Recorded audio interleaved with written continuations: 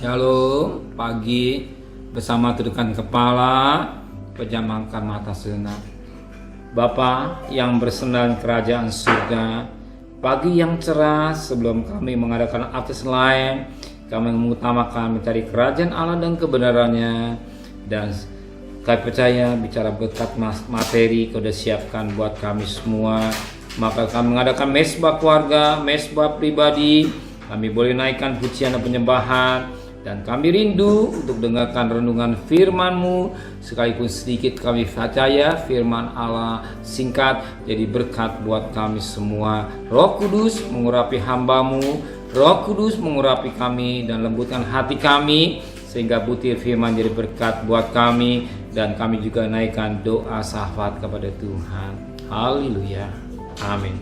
Shalom, pagi, mari sama-sama kita akan membuka firman Tuhan 1 Korintus 5 ayat pertama sampai ayat 13. 1 Korintus 5 ayat pertama sampai 13. Dosa dalam jemaat. Memang orang mendengar bahwa ada pencabulan di antara kamu, dan pencabulan yang begitu rupa seperti yang tidak terdapat sekalipun di antara bangsa-bangsa yang tidak mengenal Allah, yaitu bahwa ada orang yang hidup dengan istri ayahnya. Sekalipun demikian kamu sombong, akan lebih patut kamu berduka cita dan menjauhkan orang yang melakukan hal itu dari tengah-tengah kamu.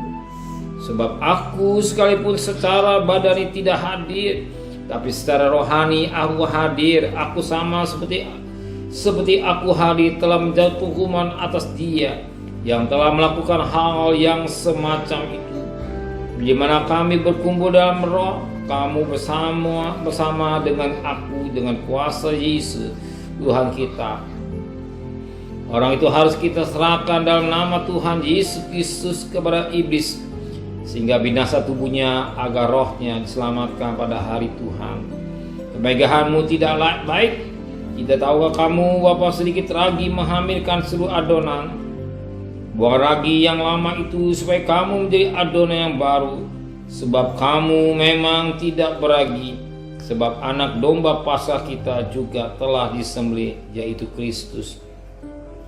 Itu marilah kita berpesta bukan dengan ragi yang lama, bukan pula dengan ragi keburukan dan kejahatan, tapi dengan roti yang tidak beragi, yaitu kemurnian dan kebenaran. Dalam suratku telah kutuliskan kepadamu, supaya kamu jangan bergaul dengan orang cabul.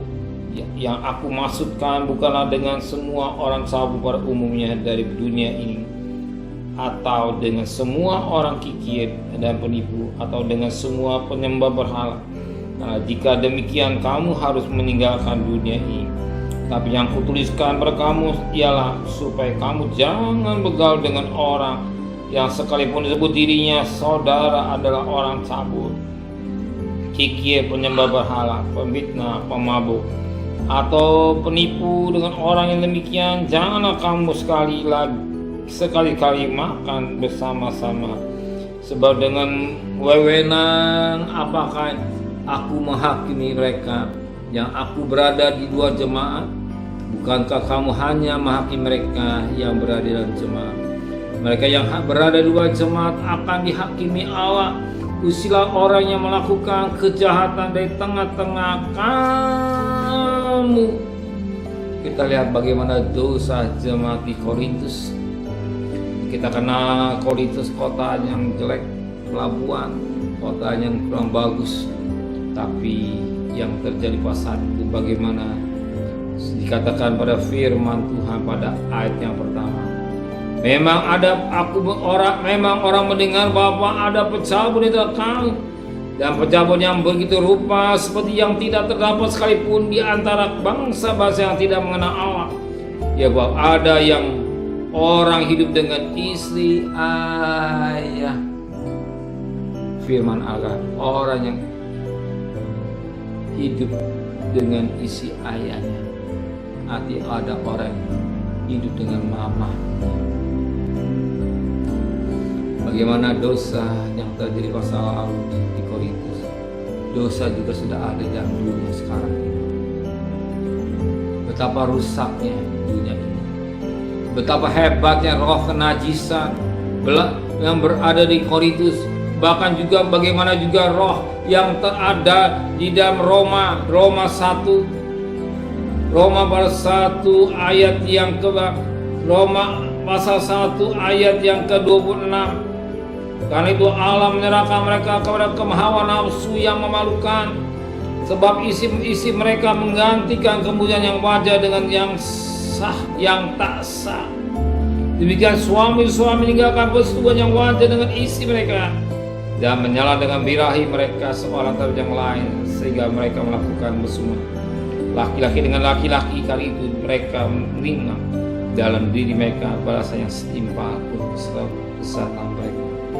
Bagaimana LGBT sudah terjadi pada zaman di Roma, bahkan di Korintus juga saat itu terjadi. Bagaimana kehidupan manusia, bagaimana melakukan hal yang najis, kotor, yang tidak baik, yang sangat menarik firman Tuhan pagi hari ini.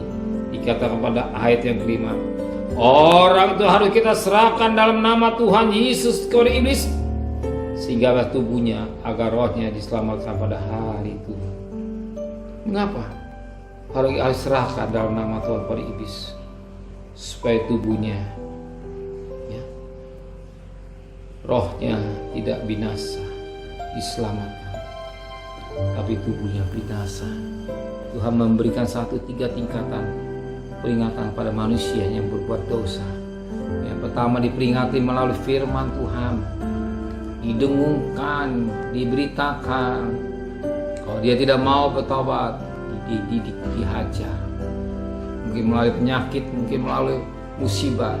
Kalau dia tidak mau bertobat, terpaksa yang ketiga, Tuhan ambil nyawanya daripada masuk neraka. Betapa penting kita hidup dalam kekudusan. Sebab tanpa kekudusan tidak seorang akan melihat Tuhan. Sudah mau ketemu Tuhan? Saya ingin bertemu dengan Tuhan. Tanpa kekudusan tidak seorang akan bertemu dengan Tuhan. Betapa penting kita menjaga hidup dengan baik.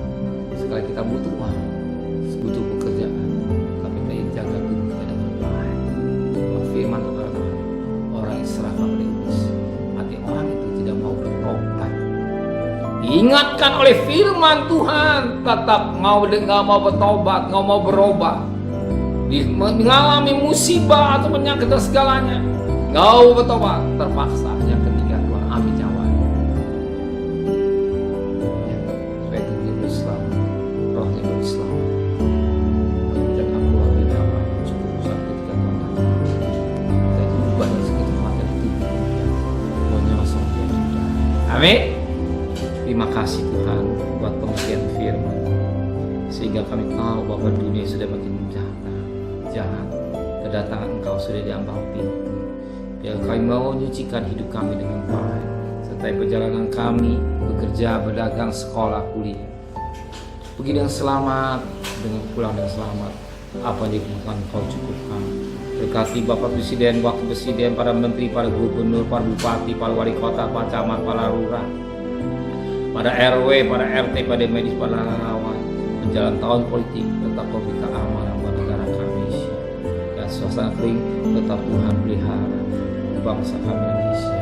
Dan kekasih, terimalah berkat nikmat dari Allah Bapa, cinta kasih sayang dari Tuhan Yesus Kristus, dan berkat Roh Kudus menyertai saudara akhir sampai selama-lamanya. Haleluya.